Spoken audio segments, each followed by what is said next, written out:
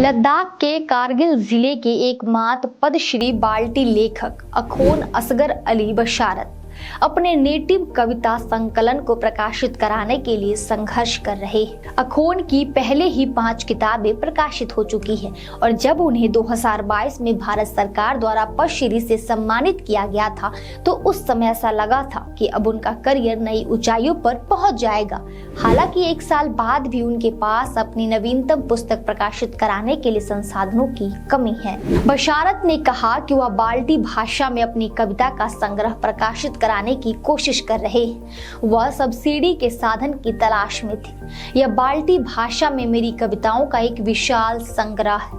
यह भारत और पाकिस्तान के बीच नियंत्रण रेखा द्वारा विभाजित भाषा और संस्कृति के कई पहलुओं पर प्रकाश डालती है। बाल्टी भाषा पीओके और कारगिल में गिलगित बाल्टिस्तान क्षेत्र में बोली जाती है।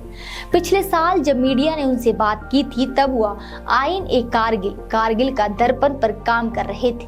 कारगिल के इस्लाम धर्म, धार्मिक, सामाजिक और राजनीतिक संगठन और कारगिल के इतिहास, भूगोल, संस्कृति, लेखकों और कवियों, लोगों के जीवन, उनकी पोशाक, घर, आम भोजन, निम्नलिखित का खुलासा कर रहे थे। उन्होंने कहा, इस साल प्रकाशित उनकी किताब डोगरा शासन के दौरान क्षेत्र की दुर्दशा और आजादी के बाद के युग में अन्य अछूते मुद्दों पर आधारित है।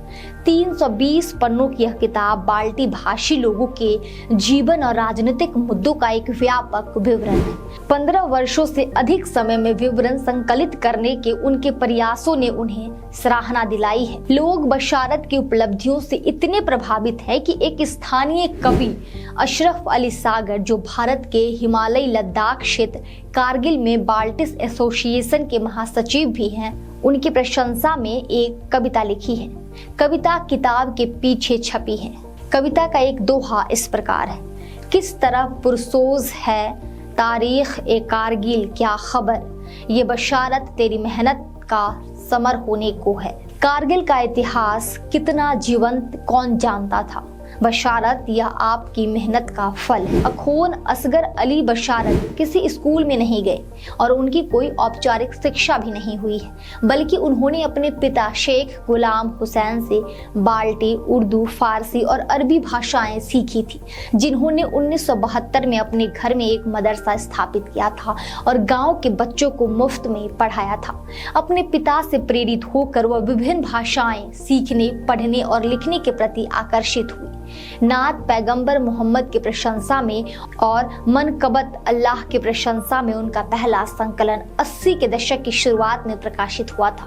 उनका दूसरा प्रकाशन कविता का एक संकलन 2002 में प्रकाशित हुआ था। उसके बाद विसिलाई नजात फारसी से अनुवाद पर आधारित था, जो 4 साल बाद गद्य रूप में प्रकाशित हुआ था, और बज़्म बशारत सहित नात, मनकबत और अन्य मुद्दों पर उनकी कविताएं 2011 में प्रकाशित हुई। बाल्टी भाषा में एक तिब्बती भाषा है जो कारगिल के कुछ हिस्सों में बोली जाती है, जबकि यह नियंत्रण रेखा एलओसी के पार गिलगित बाल्टिस्तान क्षेत्र में दूसरी सबसे बड़ी भाषा है।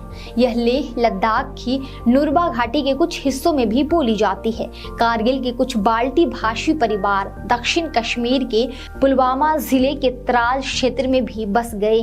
पाकिस्तान में 3.79 लाख बाल्टी बोलने वाले हैं, जबकि दुनिया में कुल बाल्टी बोलने वाले लोगों की संख्या 4.91 लाख आंकी गई है। पिछले कुछ दशकों में भारत में बाल्टी बोलने वालों की संख्या में गिरावट देखी गई है। 2011 की जनगणना के अनुसार आज भारत में 13,774 बाल्टी बोलने वाले हैं। 2001 की जनगणना में यह लगभग 20,053 और 1981 में 48,458 थे। अखोन असगर अली बशारत को तब लोकप्रियता मिली जब उन्होंने 1999 में कारगिल के आकाशवाणी स्टेशन पर नियमित बाल्टी कविता शो आयोजित की और वह स्थानीय उर्दू मुशायरों और अन्य सांस्कृतिक गतिविधियों में नियमित भागीदारी बन गए। बशारत ने एक न्यूज पोर्टल को बताया कि उनके पिता उनकी प्रेरणा रहे। उनके पिता 1980 के दशक में कारगिल के पहले प्रकाशित लेखक थे। मेरे पिता मेरी एकमात्र प्रेरणा है। वह एक एक प्रसिद्ध सामाजिक और धार्मिक कार्यकर्ता थे। उनके पास धार्मिक पुस्तकों का विशाल संग्रह था। मुझे कभी कभी लगता है कि लिखना मेरी विरासत है और मेरी डीएनए में है। आगे उनका कहना था कि all India radio Kargil station उनके जैसे दूर दराज के इलाकों में रहने वाले लोगों के लिए बहुत मददगार साबित हुआ। मेरे रेडियो शो ने मुझे लोकप्रिय बनाया और मुझे और अधिक लिखने के लिए प्रोत्साहित किया। मैं आज जो कुछ भी हूँ वह आकाशवाणी कारगिल स्टेशन की वजह से हूँ। उनका कहना है कि उन्हें डर है कि कारगिल में बाल्टी भाषा विलुप्त हो सकती है। विलुप्त होने का डर इसलिए अधिक है क्योंकि पूरे लद्दाख में लोग फैशनेबल दिखने के लिए अपनी मूल भाषा नहीं बल्कि अन्य भाषाएं बोलते हैं। बशारत का कहना है कि भाषा और संस्कृति को संरक्षित करने के लिए किताबें पढ़ने और लिखने, सेमिनार और सांस्कृतिक कार्यक्रम आयोजित करने को प्रोत्साहित किया जाना चाहिए। उनका मानना है कि पुस्तक लेखन को एक आकर्षक पेशे के रूप में नहीं देखा जाना चाहिए। मुझे लगता है कि पुस्तक लेखन कोई आकर्षक पेशा नहीं है। लेखक को अपनी पुस्तक प्रकाशित करने के लिए पैसे खर्च करने ही पड़ते हैं। चूंकि पाठक वर्ग छोटा है, इसीलिए युवा क्षेत्रीय भाषाओं में लिखने के लिए प्रोत्साहित महसूस नहीं करते। उन्होंने सुझाव दिया है कि सरकार को छोटी भाषाओं के लेखकों को भी समर्थन करना चाहिए। आज की कहानी आपको कैसी लगी? ऐसे ही स्टोरी के लिए देखते रहिए वॉइस ऑफ मुस्लिम यूथ।